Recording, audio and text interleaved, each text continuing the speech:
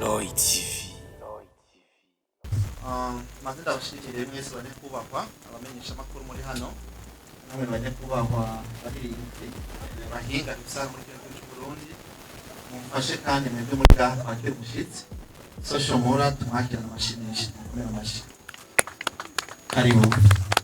Hanyuma rero nkuko mwabivuze Kilikou twaratunganije ihiganwa twise Kilikou Music Award 2022 aho ari higanwa ryahiganisha abaririmbyi bari muri Leta Zunze za Amerika. Hanyuma washoboye gutahukana agashimwe akaba ari Double abari ngaha. Intumbero y'icyo giteramo rero turiko turategura uno munsi nkuko twabitegekanije kandi biri mu mugambi twihaye wo gushigikira no guteza imbere umuziki ndundi. Twatunganije ihiganwa kugira ngo dushireho ikiraro gihuza abaririmbyi bari mu Burundi n'abari muri Leta Zunze za Amerika. Bisigura ko dushaka ko abaririmbyi dufise ngaha mu Burundi babikora neza, babyifatamo neza, babica bigacika, tukagomba ko umuziki wabo udaherera ngaha gusa. Tukifuza ko ubu umuziki w'akarere, umuziki kandi ushobora kuba umuziki uteza imbere igihugu ukabateza nabo nyene imbere. Ndabizi basanze babikora, bamwe mbere barateye imbere bice mu muziki, ariko hari abandi batarashika ku ntambwe bifuza.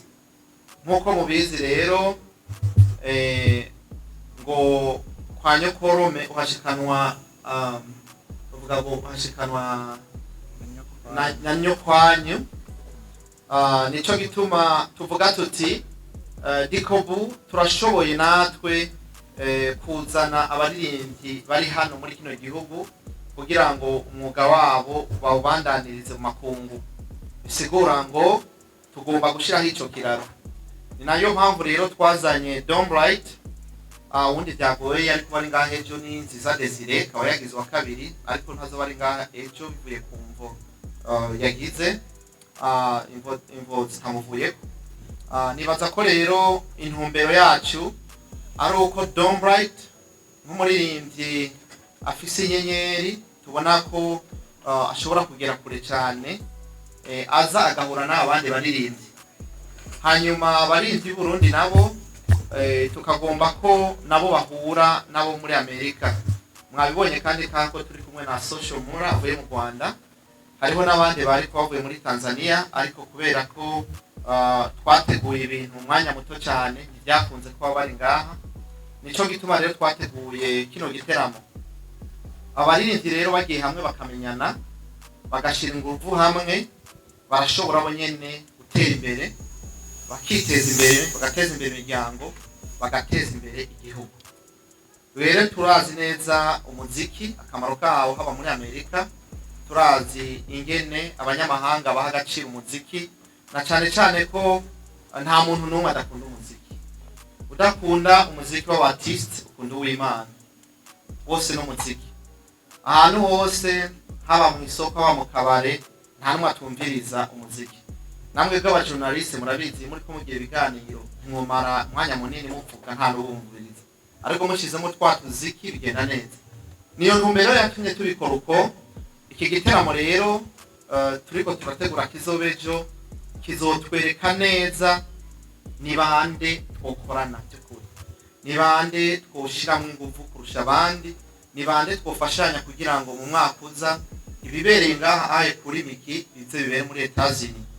Hanyuma murazi yuko turi muri East Africa, tukifuza yuko abaririmbyi bacu basohoka cyane.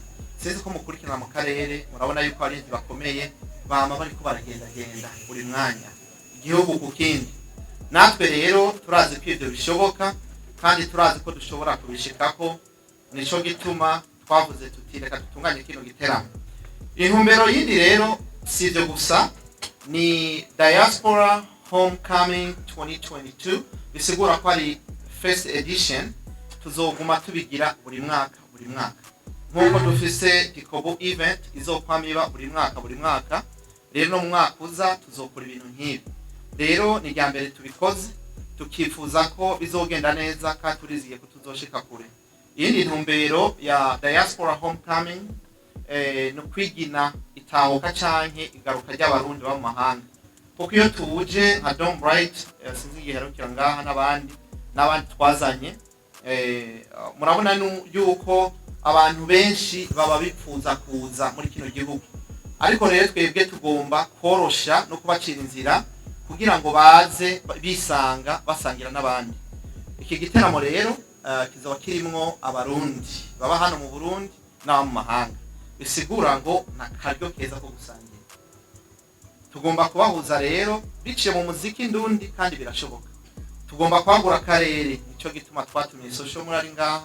Tugomba yuko habaho network kuko turamaze kumenya akamaro k'ivyo bintu byose. Ikindi diko mu munsi ko twateguye Miss Burundi USA 2022, abo bigeme nta numwe ari ngaha muri iyi ndwi canke azoba ari ngaha muri iyi minsi, biturutse ko batsindiye amahiganwa ariko hariho impapuro zimwe zisabwa z'ingenzi batari bafise, byatwaye umwanya munini kugira ngo bazironke, ariko turibaza yuko imbere yuko barangiza manda yabo bazoba baje ngaha ari mu kwa 12, ariko imbere yuko barangiza zo bari hano. Rero nagomba ndabashimire mwebwe mwese ingene mudushigikira Kilikou, mpereye kuri nyakubahwa perezida wa diaspora, aravyifatamo neza cyane, yaraduherekeje muri byinshi, yaradushigikiye nka Kilikou kanatsinda nicyo twamutoreye. Twebwe rero nka Kilikou tukaba tubona yuko avyifatamo neza kandi akora akazi kiwe neza, kuko nta munsi twamuhamagaye nta twitabe, nta munsi twamutumiye wareke kuza. Shimye rero indongozi z'u Burundi hano ingene nabo batwakiriye, ingene kandi batwakiriye abashitsi, n'ingene baguma bagifatamo neza kugira ngo uteze imbere igihugu. Ejo rero nibaza ko isango ryageze, ndabona abaririmbyi bashajije, benshi nahora ndabumva indirimbo zabo gusa sinari bwabo n'amaso mu yandi, mugara ry'ubu ndi kumwe n'abaririmbyi bariko bariha agateka, abarinzi bariko barakora neza. Hariho abandi baririmbyi rero mushobora kuvuga muti none kubera iki mwahisemwo barya kugira ngo nize kukimbaza. Twebwe nta gatumba tugira, turaguha idiri hama tukumva ko iyo diri ari sawa hama tukajana, kuko iyo uzi icyo ushaka uramenya ingene ukora. Twebwe rero twakoranye nabo tubona ko batwumva kandi badutahura. Hari nabo twasaba ubufasha ntibatwumva neza, ariko kubera ryari rya mbere byari byumvikana ntibari batuzi, ariko twibaza ko ukurikirana izogenda neza. Nshimira abaririmbyi bose bari muri iki giteramo bemeye kudufasha kudushigikira bakaduha support. Shimira namwe amaradiyo mwadufashije no muri muradufasha kumenyekanisha iyi nkuru kugira ngo uzosibe ejo ntaze yitwaze ngo bahamagaye aba diaspora gusa. N'abarundi bose nta numwe twakumiriye keretse ushatse kwikumira. Imana ibahezagire rero. Reka muri kano kanya mpakajambo nyakubahwa perezida, murazi ko kino giteramo turiko turagikora ariko kandi gihagarariwe dushigikiwe kandi indongozi za diaspora. Rero nyakubahwa perezida mwarakoze, karibu.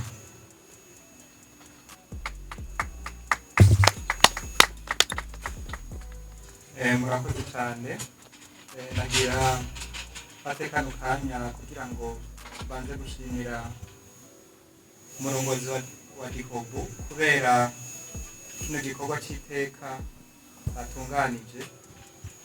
Ni igikorwa cyerekana urukundo kandi cyerekana yuko igihugu cy'u Burundi ari nyabagendwa. Ibyo nabyo bikaba biri no migambi twiyemeje kuva tukija muri ano mabanga yuko tuzoshigikira umurundi wese w'amahanga afite ivyumviro byo guteza imbere igihugu, bikwerekana ko Uburundi ari igihugu cyiza, ari igihugu nyabagendwa. Nagira kandi shimire ishyirahamwe Kilikou no ku bindi bikorwa bitandukanye bariko barategura, na cyane cyane ko ndose kano kanya ngende ndanashikirije yuko hariho umugambi wo gushinga banki de la diaspora. Nagira mbone kano kanya ko gushimira cyane ishyirahamwe Kilikou kubera uruhara ruhambaye cyane babigizemo mu kubwira abarundi bo mu mahanga yuko boja muri iyo banki kandi processus kageze kure, nkaba ndose kano kanya nagomba gusaba n'abandi baba bakivyifuza gushiramo amafaranga yuko imiryango icuguruye. Hama nagira mfate kandi kano kanya nshimire n'andi mashirahamwe canke n'abandi barundi bariko baragerageza gukora imigambi itandukanye ku ngufu bariko barakoresha, twongera tunabamenyesha ko turi ngaha ku bwabo. Amatelefone azoguma yuguruye, ugomba ko tumufasha agize akabazo tuzokoma tuhari. Mboneraho n'akanya ko gushimira leta y'u Burundi ingene dukorana neza kuva dushitse umwana mu mabanga, kandi twifuza yuko imigenderanire yoba myiza gusumba. Hama rero kuvyerekeye kino giteramo na jewe nagira mfate kano kanya kugira ngo mpamagarire abanyagisagara bose n'abadiaspora muri rusange ngo baze kwirabira, kuko turavye ingene giteguye, turavye n'ivyo shirahamwe Kilikou ryateguye muri Amerika no twari turi, turabona neza ko ari ibintu bizotanga ishusho nziza ku gihugu. Murakoze, Imana ibahezagire. No.